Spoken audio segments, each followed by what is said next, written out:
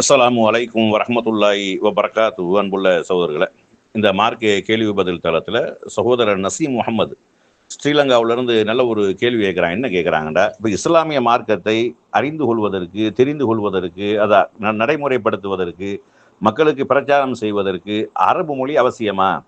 அரபு மொழி தெரிந்தால்தான் மார்க்கத்தை பின்பற்ற முடியுமா? அரபு மொழி தெரியல் என்றால் மார்க்கத்தை பின்பற்ற முடியாதா? மக்களுக்கு நன்மையை கொண்டு போய் சேர்க்க முடியாதா? தீமையை தடுக்க முடியாதா? அப்படிங்கிற ஒரு கேள்வியை கேட்டிருக்கிறாங்க. இந்த கேள்வி ஏன் கேட்கப்படுதுண்டா, அதிகமான உலமாக்கள், அதாவது ஆலிம்கள்னு சொல்றாங்களா இல்லையா, 7 வருஷம் படிச்சிருக்கிறோம் அல்லது 6 வருஷம் படிச்சிருக்கிறோம் இப்படின்னு சொல்லக்கூடிய உலமாக்கள் இந்த வாதத்தை என்ன செய்யறாங்க, முன் வைக்கிறாங்க. அதுல இந்த தௌஹீது பேசக்கூடிய அறிஞர்கள் இந்த வாதத்தை அதிகமா முன் வைக்கிறது இல்லை. ஆனா சில இந்த சலஃபுகள் என்று சொல்லக்கூடிய சலஃபிகள் என்று சொல்லக்கூடியவங்க இப்ப வைக்கிறாங்க. ஆரம்பத்தில் அவங்க இந்த வாதத்தை வைக்கல. இப்ப அவங்க போற பாதை சரியான பாதை இல்லை என்று சுட்டி காட்டக்கூடிய நேரத்தில் அவங்க இந்த மாதிரியான ஒரு வாதத்தை என்ன செய்யறாங்க, ஒரு சில இடங்கள்ல அது போதிய அறிவு இல்லாம, ஞானம் இல்லாம என்ன செய்யறாங்க, இப்படியான ஒரு வாதத்தை வைக்கிறாங்க. பொதுவா இந்த அரபு மொழி தெரிந்தவங்கலாம் நேர்வழியில இருப்பாங்க, அரபு மொழியை கரைச்சி குடிச்சவங்க எல்லாம் சத்தியத்தில் இருப்பாங்க அப்படிங்கிறத ஒரு பச்சை பொய். இந்த நேர்வழி கிடைக்கிறது அல்லாஹ்வுடைய நாட்டத்தின் அடிப்படையில் தான் கிடைக்கிறது. அல்லாஹ் யாரை நாடுகிறானா அவர்களுக்கு அல்லாஹ் நேர்வழி காட்டுவான். யாரை வழிகெடுக்கணும் நாடுறானா அவர்கள் வழிகெடுத்துருவான். இதில் நீங்க நல்லா பார்த்தீர்களே, ஆனால் நபி ஸல்லல்லாஹு அலைஹி வஸல்லம் அவர்களுடைய காலத்திற்கு பின்னாடி இஸ்லாமிய மார்க்கத்தில் ஏராளமான கொள்கை குழப்பங்கள், ஏராளமான கொள்கை முரண்பாடுகள், கதிரியாக்கள் என்றும் ஜஹ்மியாக்கள் என்றும் இந்த மாதிரியாக அது மாதிரி ஹவாரிஜிகள் என்றும் இப்படி ஏராளமானவர்கள் வந்தாங்க. இவங்கெல்லாம் அரபு மொழி தெரியாமையா வந்தாங்க? அரபு மொழி இவங்களெல்லாம் வழிகேடர்கள் எல்லாரும் சொல்றோம், அவர்களும் சொல்றாங்க, நம்மளும் சொல்றோம். ஆனா இதில் இருக்கக்கூடிய முக்கியமான ஆளுகளுக்கெல்லாம் அரபி மொழி தெரியாதா? குர்ஆன் தெரியாதா? ஹதீஸ் தெரியாதான்னா தெரியும். ஆனா அல்லாஹ் அவர்களுக்கு நேர்வழி காட்ட நாடல. மொழியை அறிந்தவர்களும் வழிகிட்டு போயிருக்கிறாங்க. இன்னைக்கு பரலவிகள் என்று சொல்லக்கூடிய தர்காவை வணங்கக்கூடிய, கபரை கட்டி அழக்கூடிய இவர்களுக்கு எல்லாம் மொழி தெரியாமையா இருக்கிறாங்க. இதனுடைய உலமாக்க அதே மாதிரி காதிரியா, தரிக்கா, நக்சபந்தியா, சோரவரியா இப்படி தரிக்காக்கள் இருக்காங்களா இல்லையா?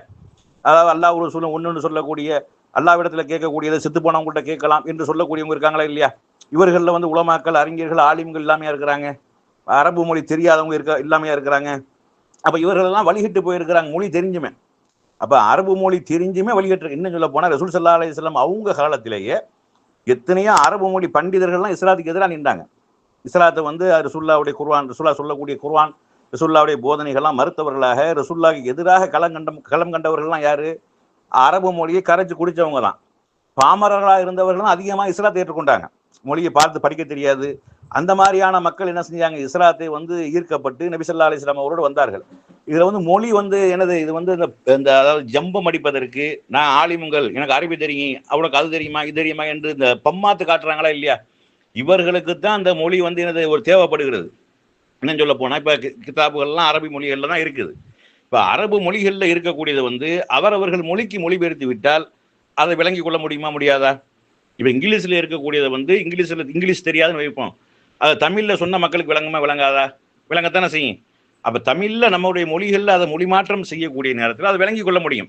சில நுணுக்கமான விஷயங்கள் விளங்க முடியவில்லை என்றால் அறிஞர்களிடத்தில் அறிந்தவர்களும் அறியாதவர்களும் முதல்ல சமமாக மாட்டார்கள்.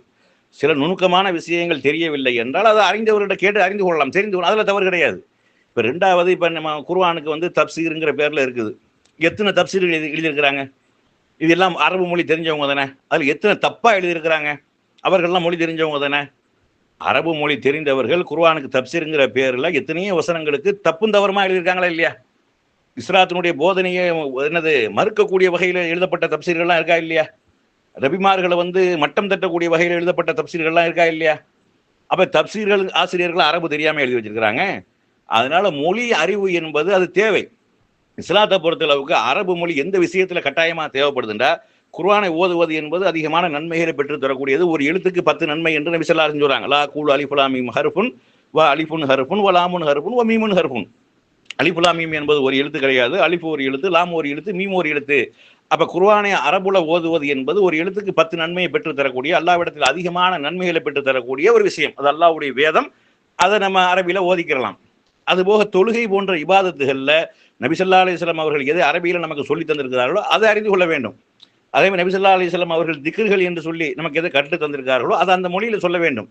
அது அல்லாத மற்ற விஷயங்கள் நம்ம பிரார்த்தனை செய்வதற்கு, மக்களுக்கு பிரச்சாரம் செய்வதற்கு, அறிந்து கொள்வதற்கு, தெரிந்து கொள்வதற்கு அது அரபு மொழியில தான் படிக்கணும் அப்படின்னு கிடையாது. அரபு மொழியில உள்ளதே அரபு மொழி அறிந்தவர்கள் அதை மக்களுக்கு விளக்கும் விதமா தமிழ்ல சொல்றாங்களா இல்லையா? அது விளங்குதா இல்லையா?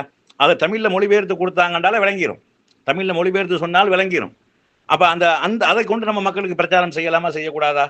அதை வச்சு நம்ம வாதம் வைக்கலாமா வைக்கக்கூடாதா? இப்ப குர்ஆன் மொழிபெயர்ப்பு இருக்கிறது. இப்ப குர்ஆன்ல மொழிபெயர்ப்புல வந்து இந்த குர்ஆன் இப்படி வசனம் இப்படி இருக்குதுன்னு சொன்னோம்னா அது தப்பா? அது தப்பு கிடையாது. இருக்கிறதானே சொல்றோம். நீ அரபியில படிச்சு என்னத்தை சொல்ல போறியோ அதைத்தான் நம்ம நீ அரபியில சொன்னா எங்களுக்கு விளங்காது தானே? அரபியில இருக்குது, அது அரபியில சொன்னா எங்களுக்கு விளங்குமா? அப்ப நீ எங்களுக்கு தமிழ்ல தானே சொல்லணும். நீ சொன்ன தமிழ்ல உள்ளது நான் உனக்கு தமிழ்ல சொன்னா ஏன் விளங்க மாட்டேங்குது? அப்ப நீ ஏன் முரண்டு பிடிச்சி நிக்கிற? நீ உனக்கு அரபி தெரியுமா? நீ ஏன் கேட்கிற? நீ அரபி தெரிஞ்சு நீ என்ன செஞ்சிட்ட? நீ ஒன்றும் செய்யலையே.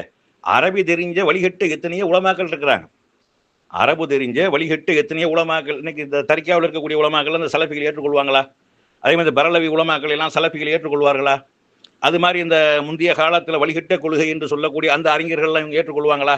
அவர்கள்லாம் மொழி அறிவு இல்லாதவர்களா? மொழியை பற்றி எந்த ஞானமும் இல்லாதவர்களா? அதனால வந்து என்னது, அதாவது நம்ம இடத்துல வந்து சரியாக சொல்வதற்கு சரக்கு இல்லை என்றால், சரியாக சொல்வதற்கு உண்டான ஆதாரம் இல்லை என்றால், நாம எடுத்து வைக்கக்கூடிய ஆதாரத்தை அவர்களுக்கு மறுக்க முடியவில்லை என்றால், உனக்கு அரபி தெரியுமா? இந்த வாதத்தை தான் என்ன செஞ்சாங்க ஆரம்ப காலத்தில், இந்த தௌஹீதை சொன்ன ஆரம்ப காலத்தில் அந்த பரலவிகள் போலி சுன்னத்து ஜமாத்தை சேர்ந்தவர்கள் வைத்தார்கள். அதே வாதத்தை இப்ப பதில் சொல்ல முடியாமல் விழி விதுங்கி நிற்கக்கூடிய இந்த சலஃபுகள் என்ன செய்யறாங்க? சலஃபிகள் இந்த வாதத்தை வைக்கிறாங்க. மார்க்கத்தை அறிந்து கொள்வதற்கும், மார்க்கத்தை தெரிந்து கொள்வதற்கும், மார்க்கத்தை நம்ம பின்பற்றுவதற்கும், மார்க்கத்தை மற்றவர்களுக்கு எடுத்து சொல்வதற்கும் அரபி என்பது அவசியம் கிடையாது. அல்லாஹ்வுடைய வேதத்தில் உள்ளதை படிக்கணும். நம்ம நேரடியாக நம்மளே அறிந்து மொழியிலேயே அறிந்து கொண்டு அரபி மொழியை படிக்கிறது தப்பு கிடையாது. எல்லா மொழியையும் கற்றுக்கொள்ற மாதிரி அரபி மொழியும் கற்றுக்கொள்ளலாம். இப்போ ரெண்டாவது இவங்க தமிழ்ல இருக்காங்களா இல்லையா? தமிழ் பேசுறாங்களா இல்லையா? இவங்க தமிழுக்கு தமிழ் தெரியுமா? உங்களுக்கு இலக்கணம் இலக்கியங்களோட தமிழ் தெரியுமா? தமிழ்ல திருக்குறள் இருக்க இவங்களுக்கு திருக்குறள் தெரியுமா? தெரியாது. இவங்க தமிழ் பேசலையா? தமிழுக்கு மக்கள்கிட்ட விளக்கத்தை சொல்லலையா? தமிழ்ல மக்களுக்கு விளக்கி சொல்லலை, சொல்லத்தானே செய்யறாங்க. இவங்க அப்படியே தமிழ் மொழி அப்படி கரைச்சு குடிச்சவங்களா இவங்க? தமிழ் மொழி புறநானூறுன்னு சொல்றாங்க. இவங்களுக்கு தெரியும் புறநானூறு, இவருக்கு தெரியும். உலமாக்களுக்கு தெரியுமா? திருக்குறள் 1330 குறள் இருக்க அத்தனை குறளுக்கு விளக்கம் தெரியுமா? அதே மாதிரி உமர் புலவர் எழுத சீரா புராணத்தை ஒரு படித்து தமிழ்ல சொல்லிடுவாரா இவரு? விளக்கம் சொல்லிடுவாரா இவரு? தமிழே தெரியாது. தாய்மொழியா கொண்ட உனக்கு தமிழே தெரியாத நீ என்ன அரபை பத்தி பேசுற நீ? அப்ப அதனால மொழி வந்து அடுத்தவர்களுக்கு எடுத்து சொல்வதற்கு உண்டான அளவுக்கு தெரிந்தால் போதுமானது. வணக்க வழிபாடுகள் விஷயத்துல நபி ஸல்லல்லாஹு அலைஹி வஸல்லம் அவர்கள் கற்றுத்தந்த அடிப்படையில் அதை செயல்படுத்தினால் போதுமானது. மேலதிகமா நீங்க கற்றுக்கொள்ள விரும்பினா தாராளமா கற்றுக்கொள்ளுங்க. இதுதான் அதில் உள்ள விஷயமே ஒழிய இந்த மக்களை வந்து என்ன மடைமாற்றம் செய்வதற்கு உனக்கு ஆபாத்தா தெரியுமா, உனக்கு அது தெரியுமா, இது தெரியுமா, இந்த வேலையெல்லாம் வச்சுக்கிற கூடாது. மக்களுக்கு சத்தியத்தை சொல்லுங்க. அவங்க எடுத்து வைக்கக்கூடிய வாதத்துக்கு பதில் தெரியலைன்னா நீங்க சொல்ல சரின்னு ஏத்துட்டு போங்க. அப்படித்தானே செய்யணும். சத்தியம் யாரு சொன்னாலும் ஏற்றுக்கொள்ளணுமா இல்லையா? நபி நாயகம் ஸல்லல்லாஹு அலைஹி வஸல்லம் சொல்றாங்க, மை யுரீதுல்லாஹ பிஹி ஹைரன் யுஃபக்கிஹு ஃபித்தீன். அதாவது அல்லாஹ் யாருக்கு நேர்வழி காட்ட, அதாவது யாருக்கு நன்மையை நாட விரும்புகிறானோ அல்லாஹ் அவர்களுக்கு இஸ்லாத்தின் மூலம் விளக்கத்தை கொடுத்துருவான். இன்னைக்கு எத்தனையோ உலமாக்களுக்கு தெரியாத விளக்கங்களை சாதாரண மக்கள் சொல்றாங்க. குர்ஆனை படித்து, குர்ஆனை சிந்தித்து, குர்ஆனை விளங்கி, அதனுடைய ரொம்ப நுணுக்கமான கருத்துக்களை எல்லாம் விளங்கி மக்களுக்கு பேசக்கூடிய அளவுக்கு நிறைய மக்கள் இருக்கிறாங்க. குர்ஆனை அந்தந்த மொழிகளை, தாய் மொழிகளை படித்து விட்டு இதுதான் சரியான மார்க்கம் என்று விளங்கி வரக்கூடியவங்க இருக்கிறாங்க. அப்ப விளங்காமையா வர்றாங்க?